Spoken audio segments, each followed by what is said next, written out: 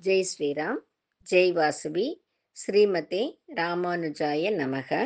అడియన్ కుమారి చెయ్యార్లేంచి మాట్లాడుతున్నాను. అందరికీ నమస్కారం.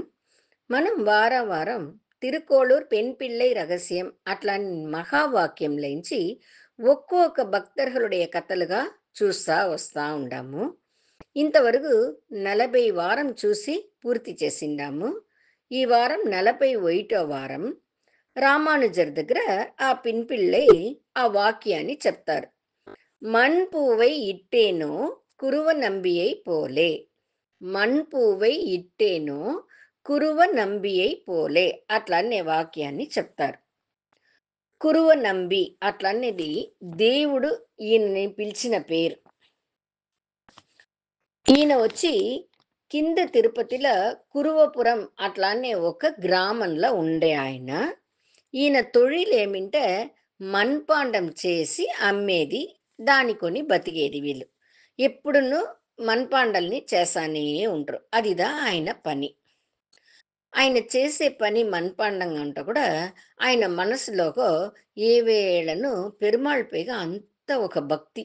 ఎప్పుడు చూసా నామస్మరణం. మనసు లోపలనే ఆయన చేస్తారు, ఆయన చెప్తారనేదే ఎవరికీ తెలీదు.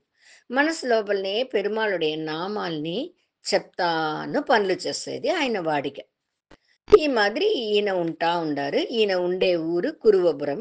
ఈ కురువ నుండి ఆయన పనులు చేసుకుంటా ఉండారు. ఇట్లా ఉండంగా తొండైమాన్ చక్రవర్తి ఆ తొండై మండలం అట్లానే పగుదిని ఆட்சி చేస్తారు. ఆయన రాజాగా ఉండారు. ఈ తొండైమాన్ చక్రవర్తిని ఆయన్ని కొంచెం వారం ముందుగా మనం చూసిండాము. పినం ఎഴുపి విట్టేనో తొండైమానై పోలే అట్లానే వాక్యంలో ఈయనోడ భక్తిని గురించి మనం చూసిండాము. ఈయనను మిగచ్చిరంద భక్తరు. తిరుపతి పెరుమాళుకు దండిగా సేవలను, దండిగా కైంకర్యము చేసిన ఆయన ఈ తొండైమాన్ చక్రవర్తి. ఈ తొండైమాన్ చక్రవర్తి దినము పెరుమాళ్ళని పోయి చూసేసొస్తారు. తిరుమలకి పోయి కొండపైన దేవుడి దగ్గర పోయి కరువరైలా బంగారు పూలతో దేవుడికి అర్చన చేసి దండం పెట్టేసి తిరిగేది ఈయనోడ నిత్యపడి వాడికగా ఉనిందింట. ఆ మారి దినం చేస్తా ఉండేటప్పుడు ఒకసారి ఏమైంది, ఈయన పూజ చేసేసి వచ్చేస్తారు. మరుదినం అర్చ అర్చన చేస్తారు కదా అయ్యవారు వాళ్ళు. వాళ్ళు తలుపు తెరిచి చూసేటప్పుడు ఈయన చేసిన బంగారు పూల కూడా మంటి పుష్పాలు కొంచెం ఉండిందంట. ఇది ఏమి బంగారు పూలలోదనే దేవుడికి అర్చన చేసినారు రాజు. దాంట్లో ఎక్కడి నుంచి మంటి పుష్పాలు వచ్చింది అట్లాంటి వాళ్ళకంతా ఆశ్చర్యంగా ఉండింట. సరేనేసి మంటి పుష్పాలని ఇంత ఎత్తేసి బంగారు పుష్పాలని ఇంత ఎత్తి పెట్టేసి కరువరైని శుద్ధం చేస్తారు. సరే చూస్తాము ఏం నడుస్తుంది నేటి గమనిస్తాము అట్లా అనేసి వాళ్ళు చూస్తూ ఉన్నారంట. నాటికిను అదే మరి రాజు వచ్చి అర్చన చేసేసి బంగారు పూలతో అర్చన చేసి ఆయన పోడుస్తారు. వీళ్ళను బీగం వేసుకొని వచ్చేస్తారు. మరుదినం తెరిచి చూస్తే మరుదినమున అదే మాదిరి మంటి పుష్పాలు, బంగారు పుష్పాలు కూడా ఉంటుందంట. మనం చూసి చూసిగానే చేసిమి ఎట్లా ఈ పుష్పాలు మంటి పుష్పాలు వస్తుంది అట్లా అని వాళ్ళకన్నీ భయమైపోయిందంట. ఈ మారి అయిందోనే సరే నేటికి రాజు వస్తారు కదా అప్పుడు మనం చెప్పేస్తాము దీన్ని తోసి వేయకూడదు అట్లా అనేసి నాటి దిన రాజు వచ్చినప్పుడు రాజా రాజా ఈ మారి నడుస్తా ఉంది, మేము 2 దినాలుగా చూస్తేమి సరేనేసి నేటికి మీ దగ్గర చెప్తాము అట్లా అనేసి చెప్తిమి, మాకన్నీ భయంగా ఉంది, ఎట్లా ఆ పూలు లోలపోతుందనే మాకు తెలియదు, మేము ఊగురి అందరూ దగ్గర ఉండి బీగం వేసి భద్రంగా పెట్టుకుంటుమి, ఎట్లా లోల ఆ మంటి పూలు పోయిందినే మాకు తెలియదు అనేసి వాళ్ళు చెప్తారంట. ఈ పూజ చేసే అయ్యవారు వాళ్ళందరూ చెప్పిన దాన్ని వినిందో రాజుకు ఆశ్చర్యంగా ఉందింట. ఇదేమి మనం బంగారు పుష్పంతో చేస్తాము అంటే ఎవరో మంటి పుష్పాలని దీంట్లో అది ఎట్లా ఇక్కడికి వస్తుంది అని తెలియదే అట్లా అని ఆయన ఒక మరి ఆశ్చర్యపడతా ఉండారంట. అప్పుడు గుడిలోంచి అశరీరి వింటుందంట దేవుడి దగ్గర నుంచి. ఆయన చెప్తారంట, కింద తిరుపతిలో కురువపురంని ఒక ఊరుంది. అక్కడ కురువనంబి అని ఉండారు. ఆయన్ని పోయి నువ్వు చూడు. దీనియోడ వివరం తెలుసుకుంటువు. అట్లా అని చెప్తారంట దేవుడు. ఒకరొకరు ఆచార్యులు ఏం చెప్తారు, ఆయన కలలో వచ్చి చెప్పినారంటారు. ఒకరొకరు ఏం చెప్తారు, అశరీరిగా ఒలిచింది అట్లా అంటారు. ఇది వినేసి రాజును తన పరివారాల్ని పిలుచుకొని ఆ కురువపురానికి పోతారు. ఈయన ఏం చేస్తారు? ఎక్కడ చేస్తారు? ఎట్లా చేస్తారో అన్నీ చూడాలా అట్లా అనేసి తెల్లవార్తనే పోతారాయన. రాజు పోయి ఓ చెట్టు మరుగ్గా మారు వేషం వేసుకొని దాచుకునుండి చూస్తారు. ఈ మారి చూస్తా ఉండంగా ఆ కురువనంబి తెల్లవార్త లేసి వస్తారు బయట. ఆయన తెల్లవార్త కాలి కడంగలన్నీ ముడుచుకుంటారు. అదన్నీ ముడుచునేసి ఆయన చెయ్యిలో చేసిన మంటి విగ్రహం, పెరుమాళ్ విగ్రహం. దానికి దండం పెట్టేసి ఆయన పనులని ఆరంభిస్తారు. ఆయన మంటి గుడ్డ చేసేది కదా! ఆయన పనులు, మంటి సామాన్లు చేసేదని ఆయన పని. ఆ పనిని ఆయన బాటికి ఆరంభిస్తారు.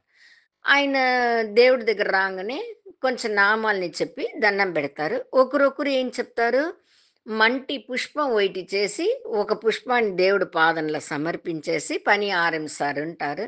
ఒకరొకరు ఇప్పుడు చెయ్యరు. ఆయన పనులన్నీ ముడిచేసి కడసీనదా మంటి పూలు చేసి దేవుడికి ఇస్తరుంటారు. ఒకరొకరు ఒక్కొక్క రకంగా చెప్తారు. ఇట్లా ఆయన పనులు ఆరంభం చేసి, ఆయన బాటికి ఆయన మనసు లోపల దేవుడు నామాలు చెప్పేది రాజుకు తెలీదు. ఆయన పనులు మట్టుం చేస్తా ఉండారు. అదిని రాజు చూస్తా ఉండారు. మధ్యాహ్నం అయితంది. "ఏమిరా ఇది? పెరుమాళ్ ఈయనని పోయి చూడుంటారు. ఈయన సమర్పించిన పూలుదా అది" అంటారు. అంటే ఈయన పెద్దగా పూజ చేసిన మారి తెల్లే. ఆహ్, ఇదిగా ఏమీ లేదు ఇక్కడ. ఆయన పాటికి ఆయన పనిదా చేస్తాండారు. వేరే ఏమీ చేయలేదే. ఏమిది? అట్లా అని ఆయనకు అర్థమే కాలే. ఇట్లా మధ్యాహ్నం అవుతుంది. ఆయన పోతారు. వాళ్ళ పెళ్ళాం ఏదో సద్ది బువ్వ మాదిరి ఏదో ఇస్తారు. దాన్ని తాగుతారు. తిరిగి వచ్చి ఆయన పనులని చేస్తా ఉండారు. సాయంకాలం అయిపోతుంది. సాయంకాలం అయిపోయినవనగా ఆయన ఏం చేస్తారు, ఆ కుండలు చేసే పని అన్నీ పూర్తి అయిపోతుంది. కొంచెం మన్ను మిగులుతుంది. ఆ కొంచెంగా మన్ను మిగులుతుంది కదా! ఆ మంటిలోక కొంచెం కొంచెం చిన్నదిగా పుష్పాలు మారి చేస్తారు. ఆ పుష్పాలనింతా పెరుమాళ్ళకు సమర్పిస్తారు. అక్కడ ఉండే విగ్రహానికి సమర్పించేటప్పుడు అట్లనే ఆ పుష్పాలు లేసి ఆహాయ మార్గంగా పై తిరుపతిల పెరుమాళ్ పాదంలపై అర్పణమైపోతుంది. ఇదిని చూసి ఇంతవరకు ఈయన ఏం పూజ చేసినారు? ఈయన ఏం చేసినారు? ఈయన దీని పెరుమాళ్ చెప్తారే అట్లా అని అర్థం కాకుండా ఉన్న రాజుకు ఆ పుష్పాలు లేసి ఆహాయ మార్గంగా పెరుమాళ్ దగ్గర పొయ్యేటప్పుడుదా ఈయన ఎంత భక్తి చేసింటే ఆత్మార్థంగా ఈయన అంత భక్తి చేసింటే ఆ పుష్పాల్ని పెరుమాళే ఏర్చుకుంటారు. అట్లా అని ఆయనకు అర్థమవుతుంది రాజుకు. అట్లని వచ్చి పరిగెత్తి వచ్చి ఈయన కాళ్ళ పడతారు. అప్పుడు కురువనంబి అడుగుతారు, "మీరు ఎవరు? ఎందుకు నా కాళ్ళ పడతారు?" అట్లా అని అడుగుతారు. లేదు, ఈ 2 దినాలుగా ఈ మారి నడుస్తా ఉండింది కొండపైక. దానివల్ల ఎంచి ఏమి ఇట్లా ఉంది అనేసి నేను నిండా కష్టంగా పెరుమాళ్ళని వేండి తిని, ఆ వేడుకుంట దానికి పెరుమాళ్ళు ఈ మారి బదులు చెప్పినారు. మిమ్మల్ని పోయి చూడమని చెప్పి దానికోసందా వస్తిని. ఇక్కడ వచ్చినవన గదా! మీరు ఎంత ఆత్మార్పంగా మీ పనిని ఇంత చేస్తారు. అట్లని మీరు ఎంత అలవు సమర్పించుంటే, ఎంత మనసుని అర్పణం చేసింటే, మీరు చేసిన ఆ మంటి పూలని పెరుమాళ్ళు తానే ఏర్చుకుంటారే. మీ భక్తిని ఇప్పుడుదా నేను తెలుసుకుంటిని. అట్లా అనేసి ఆయన కాళ్ళ పడి దండం పెడతారు. ఆయన పే రాజు దండం పెట్టగానే ఆ పరివారం వాళ్ళు వచ్చిన వాళ్ళందరూ దండం పెట్టుకుంటారు. ఈయనకు నిండా కష్టమైపోతుంది ఈ కురువనంబికి. ఏమిది మన మనసులోలో ఎంత ఆశగా పెరుమాళకి చేసిమి. ఇది ఊరంతా తెలిసే మారి చేసేసినారే. నా భక్తి ఇంక మీట ఇప్పుడుండే అంత అలవుగా ఆత్మని అర్పణం చెయ్యను మాలనా? మాలదే. నాకెక్కడన్నా గిర్వం వచ్చేస్తే నేనేం చేసేది? నా భక్తిలో కొరత వచ్చేసినాయి ఇంకా. ముందున్న మాదిరి నా వల్ల సమర్పణం చెయ్యను మాలదే.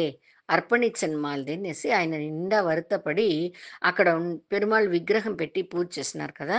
ఆ విగ్రహ పాదాలు కాడ ఆయన తలని అట్లనే వంగి దండం పెడతారు. అట్లనే ఆయన చనిపోతారు.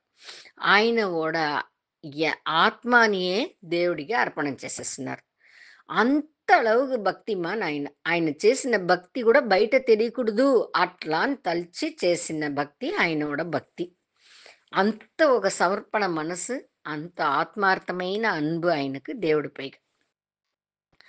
ఈయనోడ భక్తిని అందరూ తెలుసుకోవాలనేసిదా పెరుమాళ్ళు ఈ లీల చేస్తారు. తొండైమాన్ చక్రవర్తి వాళ్ళని తిరిగి పొడుస్తారు.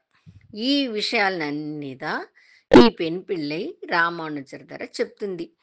ఆయన ఎంత భక్తిమాను. మనసులోలో ఆయన పెరుమాళ్ పైన ఎంత భక్తి పెట్టునుండారు. అంత భక్తి ఉండిందనించదనే ఆయన సమర్పించిన మంటి పుష్పాల్ని పెరుమాళ్ళు తానుగా ఏర్చుకుంటారు. ఇక్కడ ఆయన సమర్పించే పూలు అక్కడ కరువరైలపై చేరుతుందే. అప్పుడు ఆయనకి ఎంత భక్తి ఉండాలా? ఆయన మనసుని ఎంత అర్పణం చేసిండాలా? ఈ ఊర్లో ఈ తిరుక్కోళ్ళూరులో ఎంత నందవనం ఉంది, ఎంత పూలుంది, అదంతా కోసి నేను దేవుడికి మాల కట్టి వేసిండొచ్చును. నా మనసుని దేవుడికి అర్పణ చేసిండొచ్చును. ఈ దేవుడు నన్ను కాపాడుతుడున్యాది నేను నమ్మిండొచ్చునే స్వామి. నేను ఏమీ చేయలేదే. ఆ మారి అంత భక్తి నాకు లేదే. ఆ కురువనంబి మాదిరి అంత భక్తి నాకు లేదే స్వామి. నే ఈ ఊర్లో ఉంటే ఏమి, ఏ ఊర్లో ఉంటే ఏమి, నే ఓ ముసలి పుడకకి సమానమైనది అట్లా అని చెప్పి ఆయమ్మ నిండా వరుతపడుతుంది. ఇది అన్నీ విన్న ఆ రామానుజరొచ్చి చెయ్యెత్తి ఆయమ్మని దండం పెట్టి, ఈ ఊర్లో ఉంటే కూడా పెరుగమ్ముని బతికే ఈ అమ్మకు ఎంత తెలిసి పెట్టునుంది. పోయిన వారం అయితే మనందా రామానుజర్‌ని తెలియకుండా మన దగ్గరనే అన్ని విషయాలు చెప్పింది. మనమల్ని సంబంధమైన విషయాలే చెప్తా ఉండే. ఈ వారమైతే తిరుపతిలో ఉండే ఒక భక్తుడిని గురించి అంత తెలిసి పెట్టుని కురువనంబి భక్తిని చెప్తుంది. అట్లా అనేసి ఈయననే మనసులో ఆత్మార్థంగా కురువనంబికి వైకుంఠంలో ఉండే కురువనంబికి ఒక నమస్కారం చేసుకుంటారంట రామానుజర్. ఇదింత నడుస్తుంది. హ్మ్. ఈ పెన్ పిల్లైను రామానుజర్ దగ్గర ఇదింతా చెప్పి అల్లాడుతుంది. రామానుజర్‌ని ఈ పెన్ పిల్లకి ఏదైనా అనుగ్రహం చెయ్యాలా అట్లా అని తలుస్తా ఉండారు. ఇప్పుడు మహాభారతంలో నడిచిన ఒక సంభవాన్ని మనం చూస్తామా? అర్జునుడును, కృష్ణుడు ఇద్దరును ఒకసారి బయట పోతా ఉంటారు. ఆ మారి పోతా ఉండంగా కృష్ణుడుదా అర్జునుడిని పిలుచుకొని పోతారు. అప్పుడు అర్జునుడు తలుస్తారంట. కృష్ణుడు ఎక్కడ బయట పోవాలంటేను మనమల్ని పిలుచుకొని పోతారు. మనమల్నింట ఆయనకు నిండా పెడతాంది. మన భక్తి, మనం చేసే భక్తి ఆయనకు నిండా మెచ్చుతారు. 5 వాళ్ళలో నాతోడదా ఆయన నిండా స్నేహంగా ఉండారు. బావ మొర అట్లా కూడా స్నేహితుడు అట్లా అనే దాంట్లో నా దగ్గరదా ఆయన నిండా ఆశగా ఉండారు. దానికి కారణం ఆయన పైగా నేను పెట్టునుండే భక్తి. అట్లా అని ఒక చిన్న గర్వం వస్తుందంట అర్జునుడికి. పక్కన ఉండేది ఎవరు? కృష్ణుడు. కృష్ణుడు ఎవరు? పరమాత్మ. ఆయనకు తెలీదా ఈయన మనసులో ఏముంది అనేసి? తోడ్తనే కృష్ణుడు తలుసారంట. దీన్ని ఇట్లనే వీడికి పెరగనూడికూడదు. వనక మళ్ళీ గర్వం దాస్తి అయిపోను. అహందైనదే మన మనసులో రాకూడదు. ఆయన వచ్చి స్నేహితుడికి కూడా మంచిది చెయ్యాలని తలిచేదానించి తోడ్తనే వాడి మనసులో ఉండే ఆ చిన్న అహందైని అప్పుడే ఆ గర్వాన్ని ఎత్తిడాలా అని తలుస్తారు. తలిచేసి "అర్జున నాకు కూడా రా నేను ఓ తావుకి పిలుచుకొని పోతాను నిన్ని" అట్లా అంటారు. "సరే కృష్ణ నువ్వెక్కడ పిలిస్తే నేను వస్తాను" అట్లా అని చెప్పేసి కృష్ణుడు, అర్జునుడు ఇద్దరును ఒక తావుకు పోతారు. అక్కడ పోతే ఆ తావుల ఎట్టి పక్క చూసినా విత విత విత వితంగా పుష్పాలు. అట్లా ఒక వాసనగా రమ్యంగా ఉంది ఆ తావు. అట్నే రకాలుగా కలర్‌గా పుష్పాలు. అది గూడా ఎట్లా ఉందంటే కొండ మాదిరి కువించి ఉందింట. అక్కడ కువియలుగా పుష్పాలంట. దీనింతా చూసంగా ఒకే భ్రమిప్పుగా ఉండిందంట అర్జునుడికి. "ఏం కృష్ణ ఈ తావుకి పిలుచునొచ్చిండావు నన్ని? ఏమి ఈ పుష్పాలంతా ఇట్లా కువించి ఉందే ఏమి?" అట్లా అని అడుగుతాడంట అర్జునుడు కృష్ణుడి దగ్గర. అప్పుడు కృష్ణుడు చెప్తారంట, "ఒక భక్తుడు నాకు చేసిన మానసీహ పూజయి. ఆత్మార్థమైన పూజయి. ఆ పూజలో వచ్చిన పుష్పాలదా ఇది అంతానుమే. అట్లా అంటారంట. అప్పుడు అర్జునుడికి మనసులో చువిక్కుంటాందంట. అయ్యో! మనందా భక్తి దాసిన్ తెలిసిమే. అంటే ఇంత పూలు సమర్పించి పూజ చేసిండాడంటే వాడు కదా భక్తుడు. ఎట్లా మించిన భక్తుడుగా ఉండాలా? ఇంత పుష్పాలు సమర్పించుండాడే దేవుడికి. వాడు ఎట్లా మించిన భక్తుడిగా ఉండాలా? అట్లా అనేసి నిండా ఆశ్చర్యంగా కృష్ణుడిని చూసి ఆయన అడుగుతారంట. "ఎవరు కృష్ణ ఆ భక్తుడు నేను తెలుసుకోవచ్చునా?" అట్లా అంటే, "భీముడుదా మీ అన్న భీముడుదా ఆ భక్తుడు" అట్లన. "భీమన్ననా? భీమన్నన్ పూజ చేసి నేను దాసి చూసిందే లేదే కృష్ణ" అట్లా అని అడుగుతారంట అర్జునుడు. అప్పుడు చెప్తారంట కృష్ణుడు, ఆయన పూజ రూమ్‌లో కూర్చొని పూజ చెయ్యలేదు. అంటే ఎప్పుడు చూసాను ఆత్మార్థంగా పూజ చేస్తురు. ఎప్పుడు చూసాను మనసులో నన్నే తలుస్తురు. నన్నే తలిచి ధ్యానం చేస్తురు. ఒక్కొక్కసారిని రకరకరకాలుగా పూలలు అట్లనే తట్టలుగా నాకు అట్నే నా పాదంలో పోసి, పోసి, పోసి దండం పెడతాడు. వాడు పోసిన పూలుదా మానసికంగా వాడు పోసిన ఆ పుష్పాలుடைய కువియల్‌గలదా ఇదెంత అట్లా అనంట. అప్పుడు అర్జునుడు అట్నే కృష్ణుడి కాళ్ళ పడి దండం పెట్టుకుంటాడంట. "నన్ను మన్నించు కృష్ణ. నేందా నిన్ను దాసి భక్తి చేశాను. అట్లా అని ఒక చిన్న గర్వం ఉండింది నాకు. నా నన్ను మన్నించు నేను చేసింది తప్పుదా?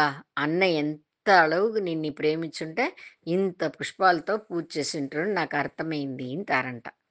దేవుడు మన దగ్గర ఎదురు చూసేది ఆ ఆత్మని సమర్పణం చేసేది ఇదా. ఆత్మార్థంగా మనం ఏం చేస్తామో అదిదా ఆ దేవుడిని విరుంబుతారు.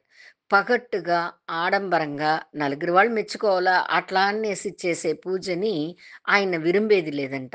భగవంతుడు విరుంబేదే మనసు భక్తితో, అన్బుతో, పాసంతో మన మనసుని దేవుడికి అర్పణం చేసేదానిదా దేవుడు నిండా ప్రేమతో ఏర్చుకుంటారంట.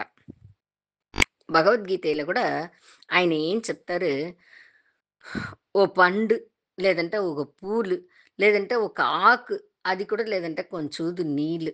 అది కూడా నీ వల్ల మాళ్ళంటే, ఓ 2 బొట్టు కంటి నీళ్ళియ్యిపా, దానియే నేను సంతోషంగా ఏర్చుకుంటాను. అట్లా అని చెప్తారు. భగవద్గీతలో కృష్ణుడు చెప్తారు. భక్తి అనేది వచ్చి వ్యాపారంగా ఉండకూడదు. దేవుడా! నువ్వు నాకిది ఇయ్యి, నేను నీకిది ఇస్తాను. నా వ్యాపారంలో మంచి లాభం వచ్చిందంటే దాంట్లో వచ్చే లాభంలో నీకింత ఇస్తాను. ఇట్లా అని వ్యాపార రీతిగా ఉండకూడదు భక్తి. దాన్ని దేవుడు విరుంబను లేదు.